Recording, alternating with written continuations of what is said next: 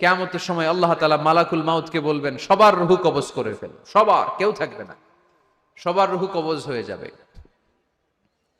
আল্লাহ মালাকুল মাউতকে বলবেন, মালাকুল মাউত কি অবস্থা? বলবে সব শেষ। মাইয়াবকা, কে বাকি? মালাকুল মাউত বলবে জিনেরা বাকি, যাদেরকে দেখা যায় না। আল্লাহ বলবেন জিনদেরকেও শেষ করে ফেলো, রূহ কবজ করো। মালাকুল মাউত আজরাইল জিনদের রূহ কবজ করবে।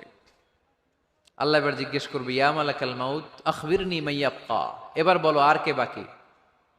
মালাকুল মাউত বলবে, আল্লাহ মানুষগুলো সব শেষ, জিনগুলাও শেষ, এবার বাকি ইবলিস শয়তান, ইবলিসরেও শেষ করো, ইবলিসও শেষ। আল্লাহ আবার জিজ্ঞেস করবেন, ইয়া মালাকাল মাউতি মাইয়াবকা, আর কে বেঁচে আছে বলো। মালাকুল মাউত বলবে, আল্লাহ আপনার কথা অনুযায়ী পৃথিবীর সব মানুষের রূহ কবজ করলাম, সব জিনদের রূহ কবজ করলাম, ইবলিসের রূহ কবজ করলাম, এখন আছে শুধু ফেরেশতা।